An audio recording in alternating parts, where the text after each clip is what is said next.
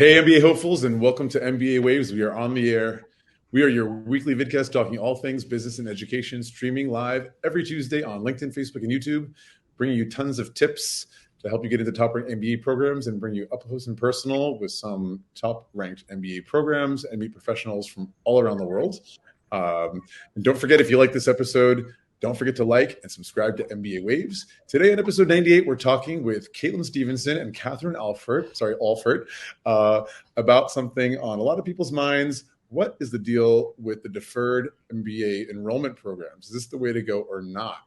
And what we're going to talk about today, we're going to get into just what is a deferred program, if this would be a good strategy for you or not, and how to be a great applicant for a deferred enrollment program.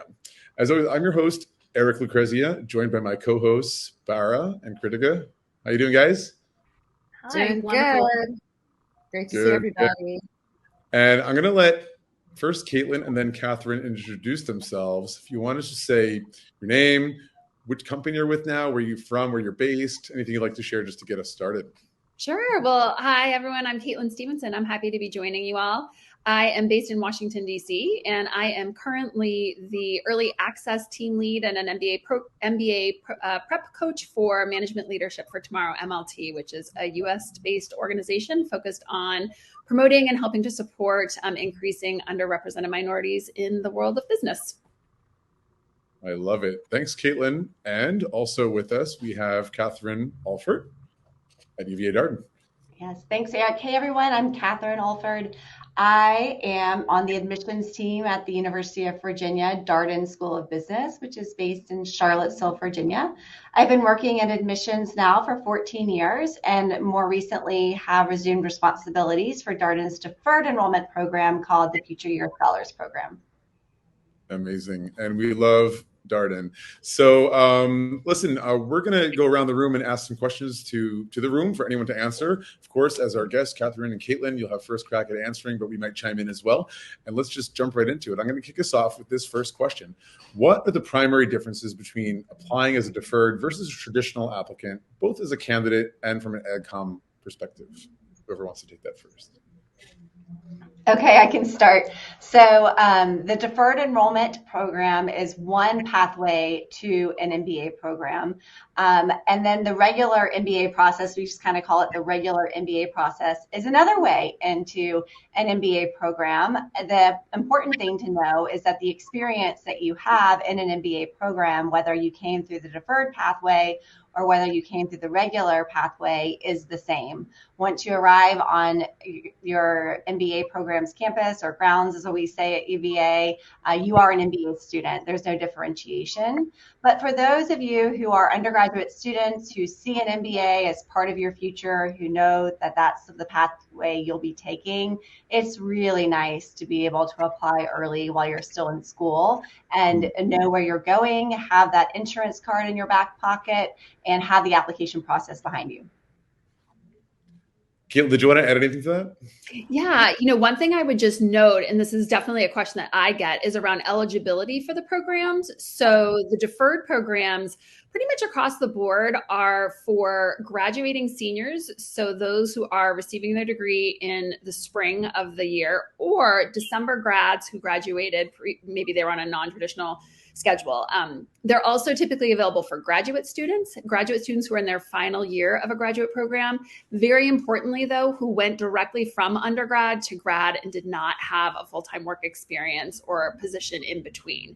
And in that case, you would be eligible to apply again in the year that your graduate degree is being conferred. And I know I get that question sometimes, and you want to make sure that you check eligibility, especially for the specific programs, so that you don't miss the boat or so that you're not applying sooner than you should be, depending on your personal circumstance.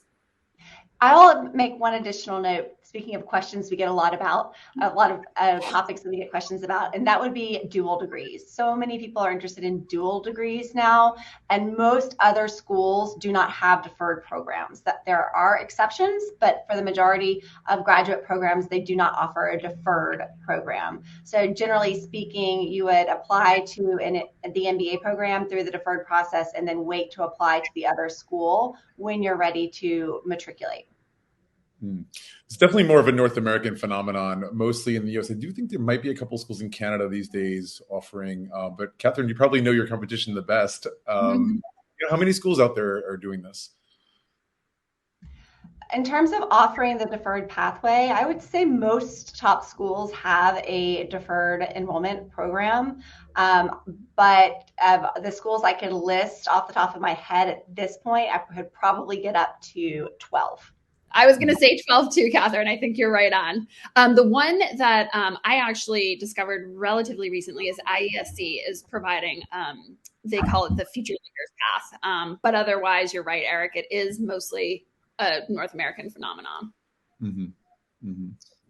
You guys bring up one of you brought up this in this interesting way of looking at it as an insurance policy, right? I think that's a really great way of looking at it. So can you talk a little bit about that? And I imagine that falls within the sort of the thinking of the advantage of applying to a 2+2 program for the applicant.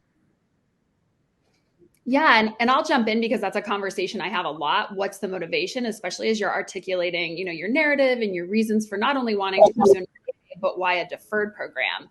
And specifically, it's helpful because what a lot of my fellows and students that I work with share is that it provides them a sense of freedom to take risks that they maybe otherwise wouldn't professionally. So for example, I have many fellows who are entering like 2-year more traditional analyst programs, but who are going to take another year or maybe 2 to pursue something different, whether that's working for a startup or maybe launching something on their own.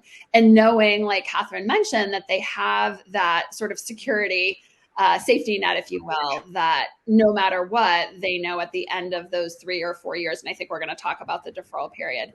So I'd say that's probably the biggest driver in terms of professional freedom that it gives many of the candidates who pursue that option. And not only taking risks with the role that you take on, but also within your role. I have found that our students feel more confidence in making bigger decisions, making riskier decisions, bigger risk, bigger reward, because they know that whatever happens, they can go to business school. That's a great teaching in general, right? Like if you have something set that's happening in like a year or 2, even if it's not business school, but you know that you're doing that thing, that could actually promote you to take those bigger risks and be unreasonable, right? In like the most positive way. And so I think that's a pretty interesting life lesson. We often talk about the process of the application being like business school and business school like being like life, right? So I think that they all interconnect. So we just talked about how the 2+2 program is great for the applicant. How are there advantages for the schools?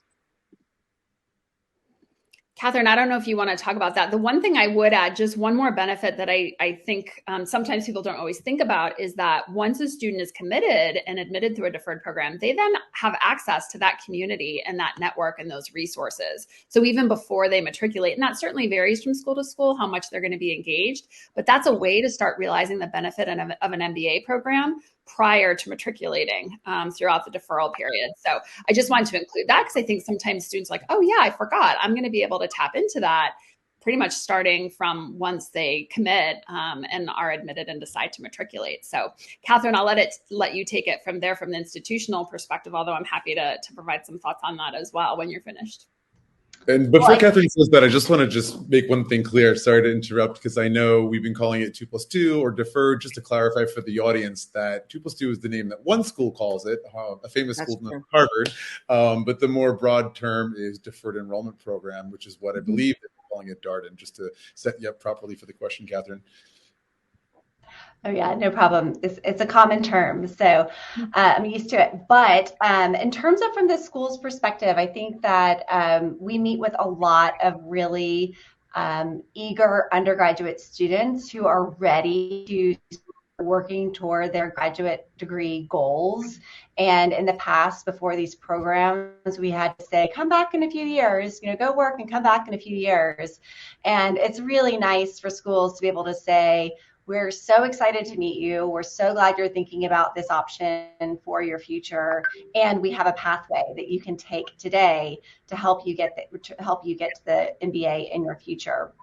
It's also nice for schools to be able to go meet with undergraduate students when they are in this crux of trying to figure out what to do with their lives and weighing different options, career options and graduate school options. And now we are able to have a voice in that process of being able to talk to undergraduate students about what an MBA program is all about, where we didn't have as much of a platform prior to the existence of these programs. We really didn't start to encounter them until they've been working for a few years. I can imagine, obviously, it takes some of the pressure off if you can take some risks, like Bara was saying earlier. But that doesn't come without a cost, right? Like if you're investing all the time needed during your undergraduate years to prepare for the GMAT, to do the proper research, to build those relationships, networking, and all that kind of all the key elements that go into being a strong applicant, those are still there for for deferred enrollment candidates. So, like, you're compromising some of that time. Often, at least in the States, university years are for personal development, for learning other things, for having a good time, for maybe doing community service, travel, like lots of stuff. And I wonder if you have any comments about that. Particularly, I was thinking, Katelyn, as somebody who works with people, how do you advise them to manage their time or to divide their attention or to still have that whole university experience and be an effective candidate? Yeah, it's a great question. And it's actually one of the fundamental things that I talk about before they begin the process, and certainly before they begin our program. So we provide a coaching program through the application process, supporting them as they're preparing, which takes place 6 months to a year before they're actually submitting their application. So I've now been working with a group for the past, like I say, 6 to 10 months in some cases. So the number one thing is to be really intentional and clear and understanding about what a heavy lift it is, because you're absolutely right. Just because you're applying through a deferred program doesn't mean that the requirements aren't still really intense and time consuming. Probably the biggest is test prep. And that's the one that almost all of them struggle with, not just in terms of like achieving the score that they want, but really underestimating how much lead time it takes, depending on what type of preparation, whether they're taking a class or if they're doing self-study, providing time for a retake, which many of them need at least a couple. So that's the number one piece of feedback I get is I wish I started earlier. I wish I understood what I needed to do and not just waiting until, a couple months before the deadline. So I'd say that's the biggest thing. But on a more practical level, I also remind them that, the deadlines tend to be, we're actually right in the middle of deadline season right now. They start, the earliest tends to be April 10th-ish, 11th this year, all the way up until the 27th. So this is really like game time to pull everything together. And this is also the time that they're finishing their courses. They are coming back from spring break. They are trying to, finish finals in preparation for graduation. So I tell them, like, you have to be willing to make some of those trade-offs and you have to think about the sacrifices that you'll have to make. And not everybody's ready to do that. And that's okay. And that's what I remind them. The deferred program is a fantastic option, but it's not necessarily the right option for everyone. And so I have a lot of conversations with folks trying to figure out for themselves, like, am I willing to give up my spring break to stay home and prep for my GMAT if that's, what I need to do?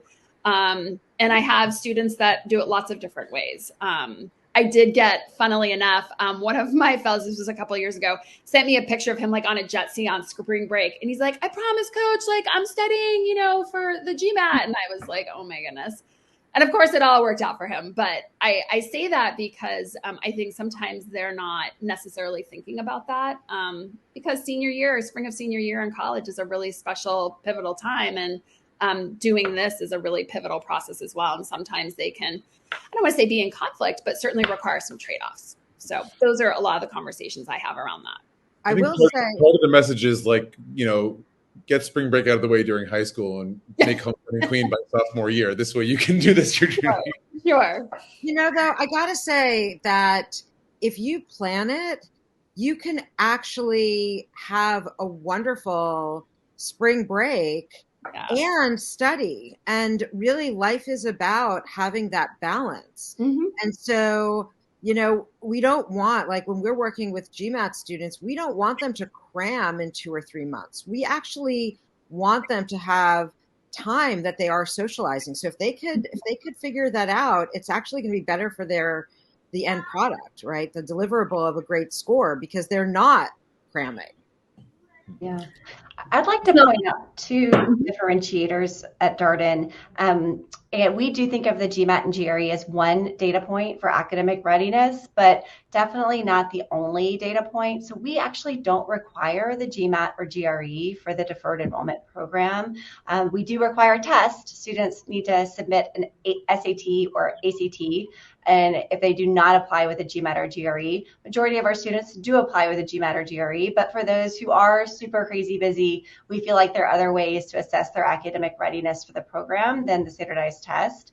And we also have a second application deadline. So our first application deadline was April 11th, in line with the other programs, but we have a second deadline of August 1st for any students who feel like they need a little bit of time over the summer to get ready academically with a standardized test to put their best foot forward in the application process.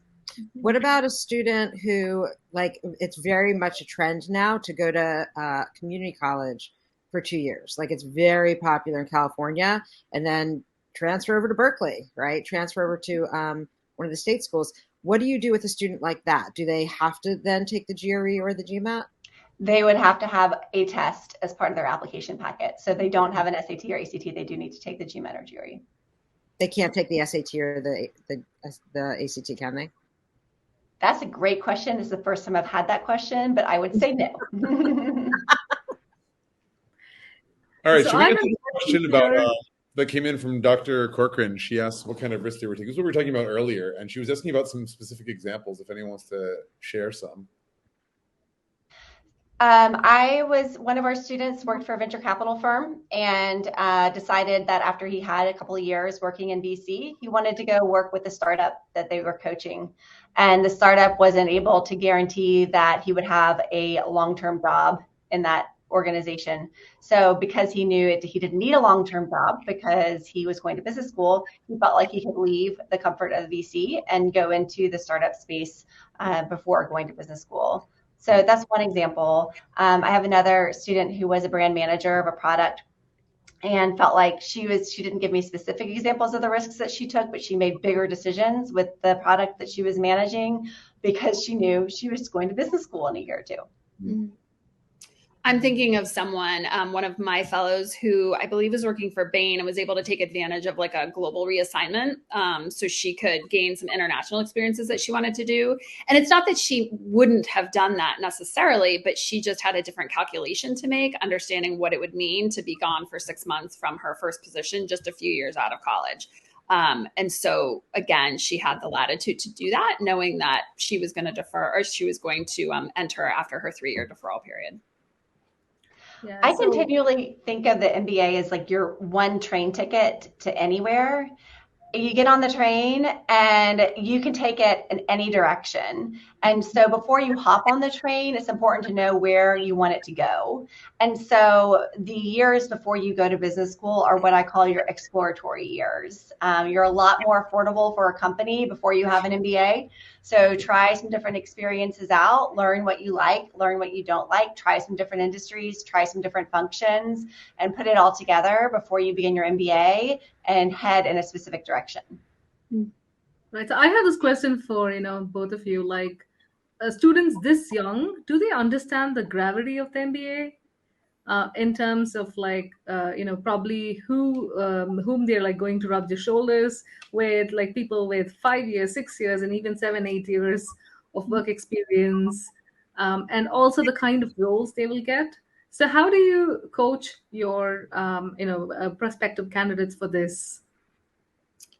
Well, I would answer that in 2 ways. I guess the first part of it is that once, they're deferring. So when they enter, they're kind of at that level, having a few years of work experience. So it's not like they're entering as a senior in college. I think the difference is the Yale Silver Scholars Program works a little bit differently, where they divide up the years of study. But for the other traditional deferred, they are following sort of the same path. They're just getting their offer sooner. So I'm not sure that they've reflected to me that that's an issue. Catherine, you may be able to speak to that. But the second piece is that there was a second part of the question that you asked Krithika, do you mind repeating? You said Right. How do you coach them for understanding like the importance of the MBA? the importance. Yeah. When we still like, we're still applying, Right. What I was going to also mention is that many of them have had really substantive internship experiences. So because of that, oftentimes they're in that world, they're talking to people, they have a little bit more knowledge about that than maybe you would think that they would. So I think from that perspective, they have some understanding. So they're not going into it completely blind, even though they're much younger than a traditional candidate who's been working in a full-time environment. Many of them are getting that from an internship experience, just talking to other people who have MBAs or who are on that track. Yeah, we do a lot of coaching once students have been admitted and are in the deferral period. Our Career Center offers a Design Your Life workshop for the students in the deferral period, which is super helpful.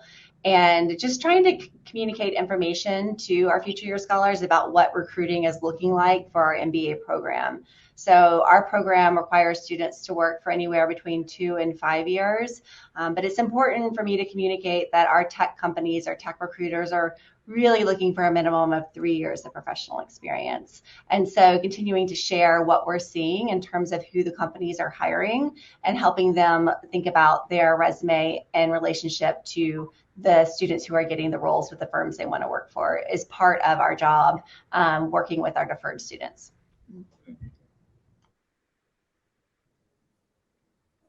That winds up being super interesting.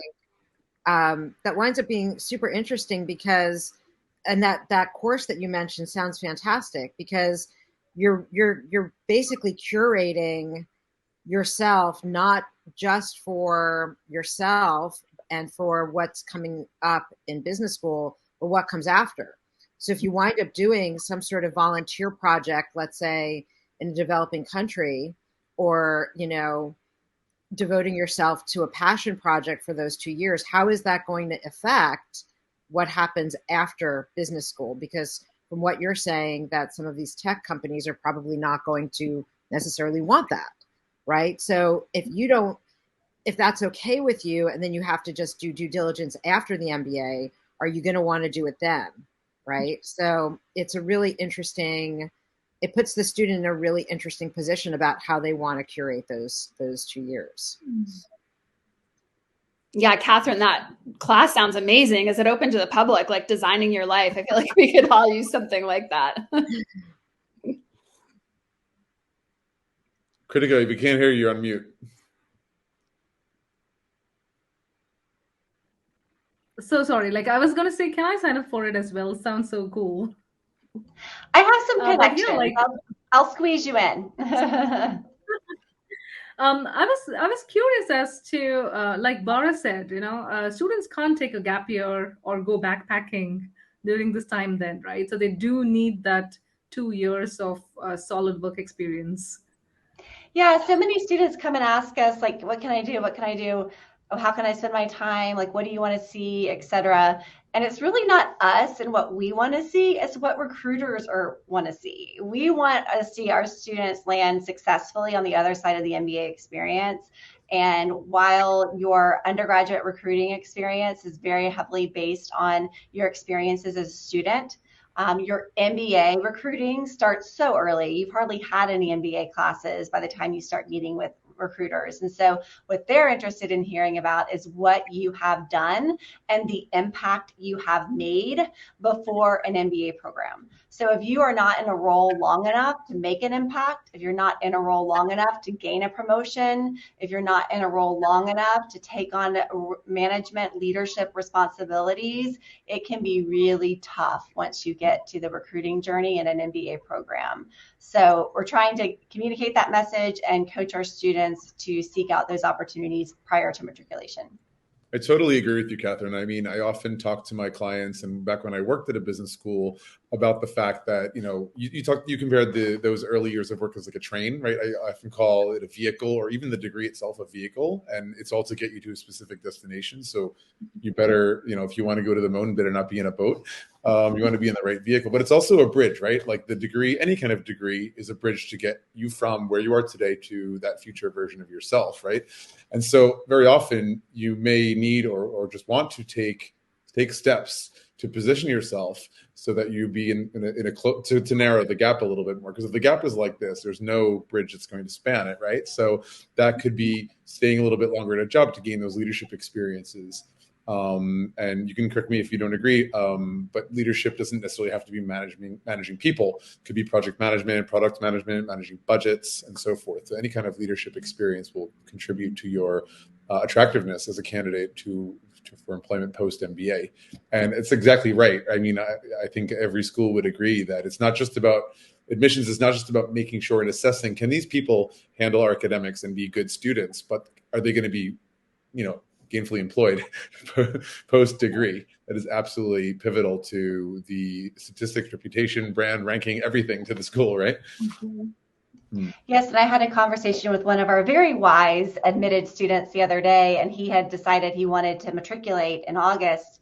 And he called me and he said, you know what, after some self-reflection, I realized that my matriculating is me running away from my current job because I just don't want to do it anymore. Mm. And he said, I think I'll get more out of my experience once I know what I'm running to or running toward. He said, I need another year to figure out what I really want, so that I'm coming in with a plan rather than as an exit strategy for my current position. And I thought that was really wise and smart. Yeah. And speaking of go ahead, Krithika. Okay. Speaking of running towards something, and we're talking about seniors still in college who just have internship experiences.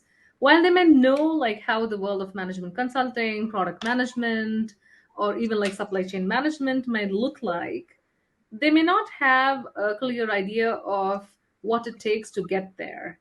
So what do you expect to see when they're talking about their goals? I really focus on leadership. I think an MBA is a degree in leadership. And if you are someone who's drawn to organizations and you're drawn to being leadership traits, then an MBA is most likely going to be a part of your future. And so I don't need you to know exactly what it is you're going to do with your MBA or exactly what you're going to do before an MBA, but being able to have the self-reflection and being able to say, I've identified these traits and I've exercised them in these ways through clubs and activities and internships. And therefore, I see my career path going down a path that's going to require an MBA in the future, whether it be supply chain or whether it be finance or whether it be in consulting, I don't know yet. But because of my leadership style or leadership traits, this is going to be part of my future. Does that answer your question? Yes, it did. Yeah. I would add. I think Go ahead, Katelyn. I was just going to add one thing that while it's a different kind of work experience, and I mentioned this earlier, I'm always really impressed by, how much my fellows and clients that I've worked with have learned through their internship experiences, right? And that's certainly not the same thing as working post-undergrad for 5 years in a position, but I think those who are most competitive for these programs are pretty savvy. And they have, again, had really substantive experiences. Many of my folks have gotten the return offers. And so they're going back there. They know what they're signing on for the next few years. Of course, that's not true for everyone. But I think that for those who are on this path and have that focus, that's the case more times than not. So. I always joke that my senior year of college, I was not meeting with people like me, people in the role that I'm currently in. And so I'm always blown away by how on top of things the students that are applying to these sorts of programs are. They're way ahead of the curve. And regardless of the results of their application, I think it's such a productive experience to walk through, a productive journey to go down. It's one that requires a lot of self-reflection and contemplation over the choices you've made for your life thus far and what they say about you and who you're becoming. And that's going to be valuable, whether it be for getting into a graduate degree program or getting a job. Those are just really great skills for life. I totally agree, Catherine. I was too busy winning Homecoming Queen back when I was in college. But anyway, I kind of wanted to come back to something we were speaking about earlier. Again, talking about risks, and you were talking about that, that train metaphor.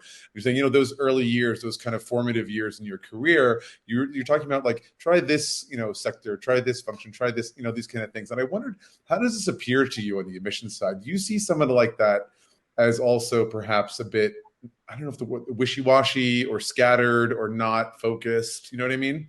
Because maybe it's different in Darden or in the States versus Europe, but I've heard different opinions about that. I'd like to hear what your take is. It totally depends on the story.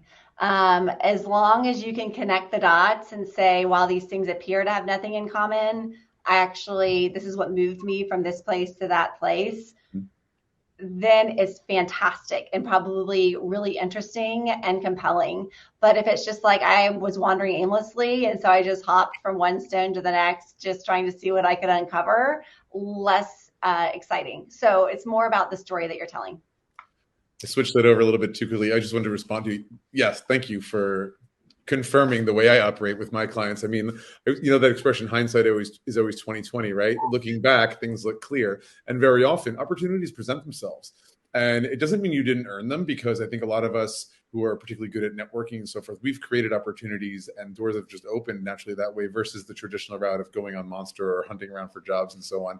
And maybe it can appear a bit random, but it's, again, all about that story you tell, which is why the essays are so important, why, the process of building relationships with people in admissions, with alumni and so forth, that you get to tell that story where you get to make sense of it all. Mm-hmm. And maybe you weave together a meandering thread, but still it tells the story that this was actually quite intentional, because I was looking to have this experience and that.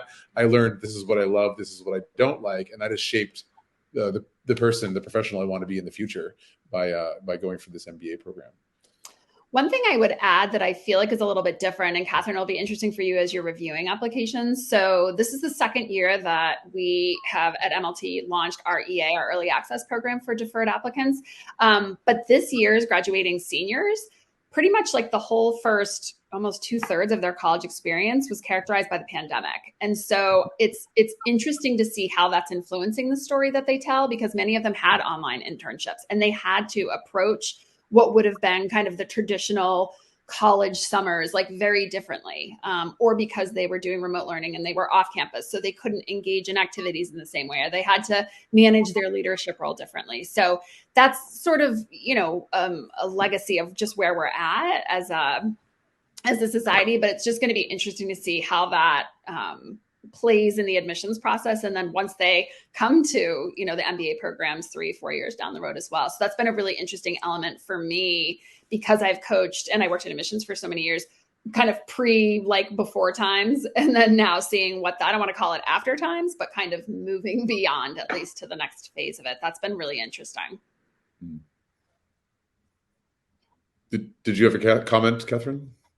Mm-hmm. No, it's making me think about a conference I went to this summer where they were talking about, or this winter, where they were talking about students having so many virtual internships and not feeling like a virtual internship counted as a legitimate internship. But I think that there is still a way for these students to make impacts on organizations, even if it was virtual. And I think it's important for the students to realize that everybody was in the same boat. So for the round of students that are applying the same year they are, everybody went through the same thing. And so it's more what you made of it rather than what you've experienced. What I've seen with the interns that I work with the kind of a rotating group of interns at lots of different schools who are completing their degree. And because COVID has forced them to allow remote or online internships, they've kind of stuck with them. Others have come back.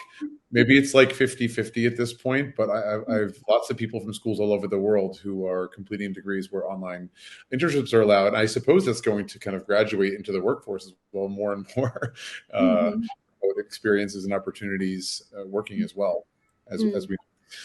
And what I've seen is, like, for some people who are able to manage this well, they were able to explore many fields. So there were like a couple of them who were like also people applying for deferred programs who wanted to try product management and management consulting. And because of the ability to have a virtual internship, they were able to try this, and this would have never happened otherwise. So there are people who have taken advantage of the fact that it was virtual. So I guess it's a question of how they see it again. I often say in admissions, and you all know this being on both sides of the desk, but it's all about spin, and not in a manipulative way, right? But the notion that it's how you present it and how you talk about it, whether it's a liability or an asset. And so that's a lot of the coaching that I do. Like, okay, well, here's something that you feel like is going to work against you. Like, how can we spin that and think about talking about it in a more constructive way so we can really show the value that you actually got out of it? And it takes some time. Like, it's not always straightforward. But I feel like that's really one of the fundamental things as you're going through the admissions process. And sometimes they need help with that. Remembering it's not counting against them, right? Or it's not going to put them behind the 8 ball. So.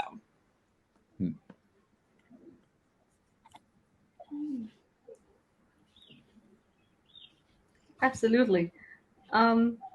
So there are people who get rejected from these, right? And when they come and apply for the MBA program, would you still have their applications from before, and would you be comparing?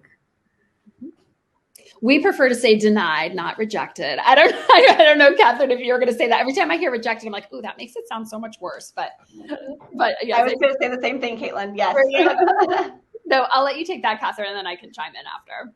Yeah, I think of a deny as a not now, not a not ever. And some of the deferred programs have a clear preference for people from specific backgrounds, industry backgrounds in particular. And just because you're not admitted doesn't mean that we don't think that you're going to be a great student in the future. But if you think about it, in admissions, we have fewer data points for students applying to the deferred enrollment programs. And so sometimes there just isn't enough data for us to be comfortable with an admit now, but with a couple of years of work experience, perhaps a new standardized test, we can gain confidence in an offer. And so I like to see someone apply, and then if they're not admitted, kind of work at bettering their application and coming back to us, showing grit and determination and motivation and commitment and an interest in our school. I think those are really great qualities, and sometimes I get more excited about our the students who are reapplying than the people who are applying for the first time for those reasons. And just to follow up on the point I just made about spin, some people feel like, well, the HBS is going to see that they already denied me once, and so that's going to count against me. And again, what I suggest or I encourage them to think about is, or they see that you are so interested and you are so committed, and it is hard to go back after you've been told no or you've been told not now, right? So to have that grit, Katelyn, that you mentioned, to be able to demonstrate really strong interest, like I'm going to keep coming back, that is exactly what they want to see from their MBA students. So it's taking what seems like a negative or something that's going to count against you and really flipping on its head and being able to capitalize on it and making it a strength. So that's a perfect example through reapplication, especially with the deferred programs, because the phrase I always use with my students and my clients is, it's all icing, right? Like everything that we're doing now, they're not missing the boat on it. This is not the only opportunity. And I think sometimes they can, because they're such high achievers, many of them, they're movers, they're shakers. They always are used to being at the head of the class and they feel like I'm falling behind. And I just try to remind them that you're not, great if this works and okay if it doesn't. So it's all icing. That's what I'm often reminding them of. I have a foundational question that we haven't really covered because we've only talked about the folks applying being in their senior year, right? And that's when they would actually be considering this not a gap, but this deferred enrollment.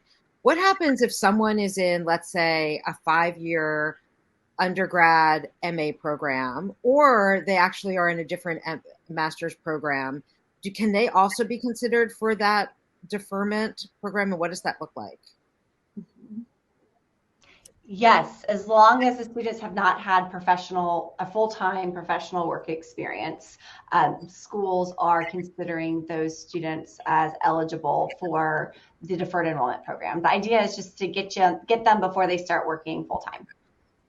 The one thing that I have discovered, and this is, depending on your particular situation, but I've been working through this with a couple of my fellows, some people who are doing like a 5-year program where they're going to stay for an additional year. I have one fellow who's doing a co-term, and the co-term enables him to basically have completed the master's. So he has to take one more class this summer. So in that case, he's eligible to apply now. And I think I mentioned that in the beginning of our conversation. There are so many ins and outs that I would recommend somebody who's in that situation to contact the admissions folks and have a conversation so that they make sure that they're not missing the boat, depending on the deferral date. And it gets really like kind of nuanced, and everyone's situation's a little bit different. And so, like I say, I'm managing this now, and I think really talking to the admissions folks is probably the best for the programs that they're interested in applying to, is the best bet. So how do candidates typically engage with their chosen program during that pre-MBA deferral period? I think, Katelyn, you were talking about that, and I know Darden does such a fantastic job with it. It does vary from school to school, but Katelyn, I always hear from our Darden folks like how just they already feel a part of the community. So you can maybe talk about how you all do that, and I can talk about the other programs. Yay, I'm glad that you hear that, because that's our intent, and it does vary from school to school in terms of resources they have allocated to working with this population. By large, the MBA career centers are staffed to support students with MBA jobs. So for deferred enrollment students who are looking for job support, you're probably not going to find that in a deferral period. But what our career team is able to do and has been doing very effectively is doing some coaching for our admitted students around, okay, I have this offer and this offer, which one's going to help me reach my end goal? How do I negotiate for more money? Is now the right time to come back to get my MBA, or should I wait and work for another year or two? So we have that kind of coaching available to our future year scholars. All of our programs have some sort of social media platform where they can connect through like Discord or WhatsApp, so you can meet other admitted students to the program that you're attending. We also all offer some sort of networking events in person. This is usually in large cities. So for Darden, anytime we're traveling and we're hosting an event for prospective students or alumni, we invite our future year scholars, consider them as part of our network already. Our alumni clubs are inviting them to all of their holiday and summer parties as well. I've seen future year scholars get job offers from alums they've networked with at these events. And frankly, it's been helpful for them when thinking about when to matriculate. We had a student in Atlanta who was gung-ho on coming after 2 years of work experience and went to an alumni event and saw how much older all of the alumni were and thought, maybe I should wait a few more years before I come. And so it was helpful for that reason as well. So the events, the networking on the platforms, and then we do things like Design Your Life every summer to help our students think about their future. And we have different sessions with our career team thinking about consulting. These are the things that you should be thinking about doing now before you matriculate, things of that nature. Awesome. That's great to know. I love it. And maybe Katelyn wants to share what she knows about some of the other schools out there. Just so we get a broad perspective of what people might expect depending where they go. Yeah, I think at the other, I don't know if I call it the other extreme, but there are other programs, some of whom are available. There's usually a point person who will communicate through the deferral period with their folks, but who are sort of hands off, who, make resources available, but you're not intended to engage. There's not an expectation. I think it's sort of there if you want or need it, but the idea is that you will become part of the community more so when you decide to matriculate. So it's a little bit different than some of what Katelyn had shared. Awesome. Good to know. And another question popped up on our radar here, just to ask about what should a candidate do if they have a job offer while applying for a deferred program? What do you have to say about that? So, Katelyn, I'm really interested to hear what you say, because many of the deferred programs, and we do info sessions with all of them, and many of them will say it's not required that deferred candidates have a job secured when they apply. And while I think that's true, I have to be honest that in my experience, the most successful people have had job offers, at least, if not had already secured their job or made a commitment to their job by the time they were applying. So I don't know, I guess we're kind of talking out of both sides of our mouth, because I don't think you have to have everything perfectly, carved in stone. But going back to something we talked about earlier, I think, and I had an experience with a fellow who was trying to recruit at the same time he was prepping for the GMAT, at the same time he was trying to write essays, and it was just a lot. So, there's sort of a practical reason why that can be challenging, but then also in terms of what you're presenting and the clarity that you can present to the AdCom, I think the admissions committee, I think, again, in my experience, I found that those who have a clear path, at least for that, initial first job out of college, have just been the most successful through the process. So, Catherine, I'll let you sort of maybe offer the balancing perspective. Yeah, no, I think you're right. I think that schools do like to see a path, and schools do like to see a plan. And so while there is no requirement for you to have a job offer, we want to know what you're thinking about. So on our application, we ask if you do have an offer, or what are your plans. So sometimes people will say, well, I'm weighing offers from these companies, but I'm still waiting to hear back from X, Y, or Z. Mm-hmm. If you say you want to go into investment banking and it is the spring of your senior year and you don't have a job offer, that's not good. But if you're looking to do a career path that is with an organization that hires on an as needed basis, and you have a plan for why you want to work in a particular industry that hires later in the process, it's totally unexpected that you wouldn't have your offer at this point. What we don't want to see is, I have no idea what I want to do. There needs to be some sort of a plan. The majority of our applicants do have a job offer by April, but I have seen compelling candidates who don't, because what they want to do just hires later. This also just came in related to what you were just saying, Catherine, from Dr. Corcoran. She asked, how does the job a college senior has lined up post-bac, so baccalaureate, figure into the admissions decision?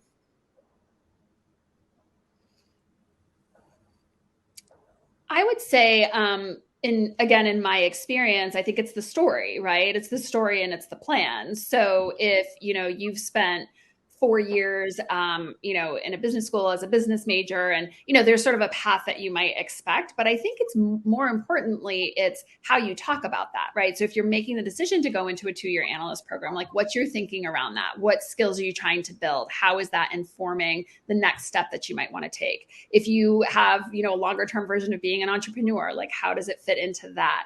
So I think it's not so much like, oh, that's a good job and you get extra points for it, or that's a bad job and you don't. It's just, does it make sense based on the plan and way that you're thinking and your interests, right? So we use this term a lot, but it's like the cohesive narrative, the way that you connect the dots. That was a term that Catherine used that we use a lot as well. So it's a little bit, hard to answer that directly, but it is showing that you're thinking really strategically and just being thoughtful as much as possible. I'll admit that I know that there are some companies out there that have more stringent recruiting and interviewing processes for their undergraduate hires than others. So when we see students who have job offers with some of these companies that are really hard to get job offers for, I'm impressed. But I'm also more impressed by why someone's doing what they're doing than what it is that they're doing. And so you can make a great case for looking for a small startup, because you are going to be able to get your hands involved in a little bit of marketing and operations and finance. You do a little bit of everything, versus working for a massive organization where you're just a little peon in the big scale of things and you're just doing one specific job function. So again, it goes back to story. You can make a strong case for doing just about anything. So it's more about the why than the what. Yeah. So, and I have a quick, question here, hearing all this. Have you tried comparing the success rates of the candidates who came through deferred enrollment versus candidates who came through the other stream? Is there anything that shows the difference? Most of the programs at this point are pretty new. We've had our second group graduate from that entered through DART and through the deferred enrollment pathway 3 were going to MBB and 1 was going to Amazon. So it looked pretty much like the rest of the class. But as we continue to get more data, that will be something that I will be tracking and very interested to see. Mm-hmm.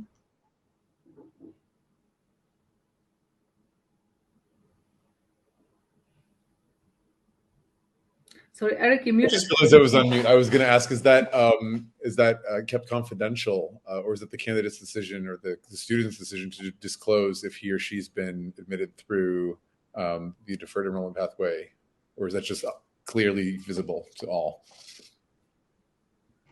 It's up to the student to disclose, but it's something they're usually proud of. Like, hey, you're a future year. I'm a future year. Yeah. Like a little bond that they have because they apply to the same pathway and have probably been connecting before that.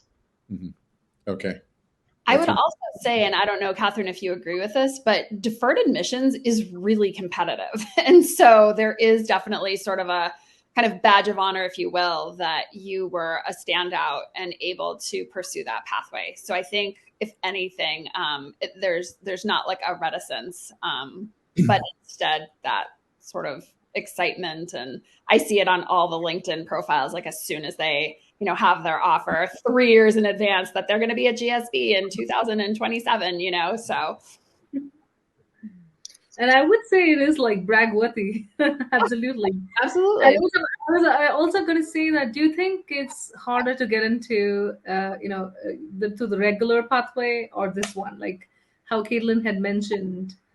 But Katelyn, do you think it's easier to get into through the deferred enrollment or the other way? Well, you have a little bit more time to get your stuff together for the regular MBA process. But if you're someone who's already has all your stuff together by the time you're a senior in college, then go for it. But some students feel like they need a little bit more time to demonstrate their abilities than applying through the deferred pathway. We like to think of it as pretty equal.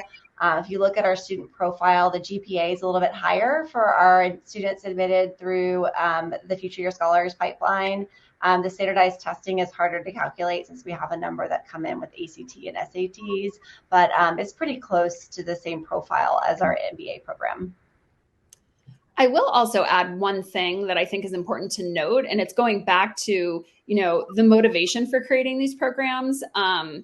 For many of the schools, it was to increase diversity, just straight up. And so what's important about that is that they're taking into account, as they do through traditional, but especially understanding through the deferred, first generation, those coming from lower socioeconomic backgrounds, those who may not otherwise be on the pathway for an MBA, underrepresented minorities. And so, it doesn't mean, and I often remind my fellows that doesn't mean that you have an automatic advantage or that, the standards are going to be different. But many of the schools are very transparent about the fact that that's an important part of the process. Again, as it is for traditional, the same is true for deferred as well. And about scholarships, how do they get scholarships? So that varies from school to school. At Darden, we do consider all of our future year scholars for a small award, around $30,000 to $40,000 at the time that they apply to the deferred enrollment program. But the scholarship money from school to school varies from year to year. A lot of the money that's used for scholarships is invested in the market. So the amount of money schools have to spend on scholarships varies from year to year. So schools are reluctant to allocate a guaranteed amount of that scholarship funding to students they don't even know when they're matriculating. And so the schools prefer to sometimes have people have a small award at the beginning, but then all of the schools will consider the deferred admits for the full portfolio of MBA scholarships in the year in which they plan to matriculate after they've indicated their plan to matriculate. Yeah. And then there are some special, yes, that's absolutely true. And that's been my experience. And I often will set the expectation with my fellows that you're going to get an offer, but you're not going to have a scholarship offer, but you'll have that information before or when you matriculate, obviously. The other thing is some programs, like I'm thinking about Wharton's MOLIS program, for example, if you are matriculating to the MOLIS program from their undergraduate program, it's an automatic $10,000. So like there are certain, baked in awards that are included if you apply to, or if you attend HBS's SVMP program, then you are guaranteed an award if you end up matriculating to 2+2. So there are, some opportunities like that as well. But for the most part, the straight merit funding will come and be awarded in the year that they matriculate.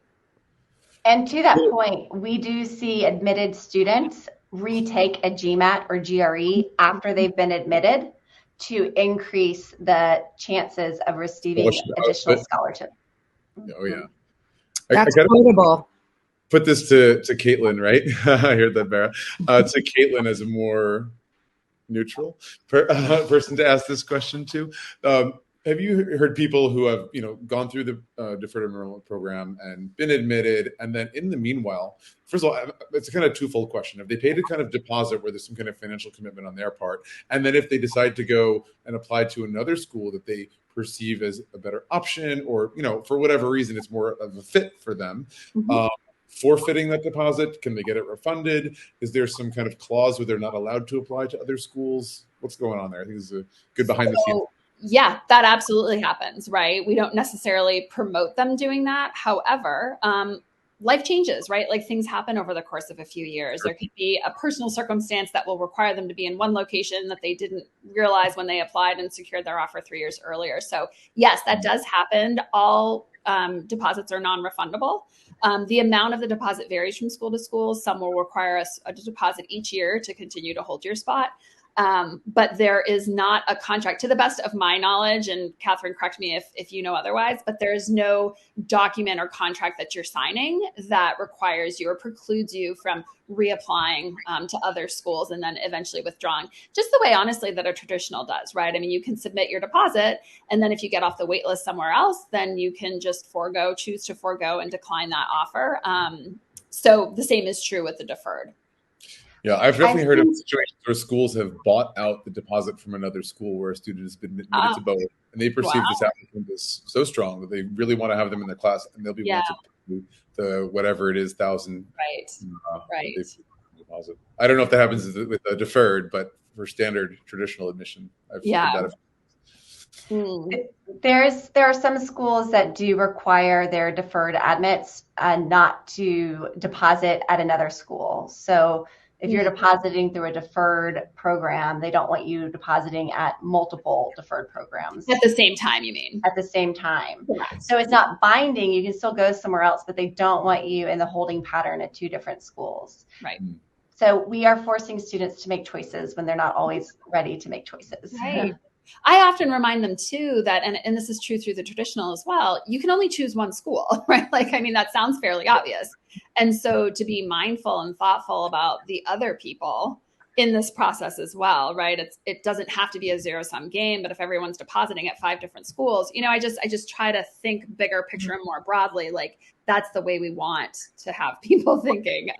So it doesn't benefit them, but importantly, it doesn't, it could be detrimental to their future classmates as well. So am I hearing, Katelyn, if you want to be a sustainable leader, you should be sustainable among your MBA competition as well? I mean, go figure, creating habits. It doesn't just happen once you graduate and you get into that like C-suite level position. Yes, absolutely. And I will often talk about the fact that the way that you comport yourself through the process, not only through your interactions, the way you handle declining an offer, the way you handle a scholarship negotiation, all of that is part of, your personal brand and like what you're bringing to the community. And it's really, really important. And I feel like sometimes I say that and it's so obvious. And then I realize, wow, it's actually not that obvious to everybody. So I have a lot of those conversations, like lead with gratitude, be gracious, like really, in my mind, fundamental things that we would look for in humans, but especially in future business leaders. So I'll get off my soapbox about that, but I say that often.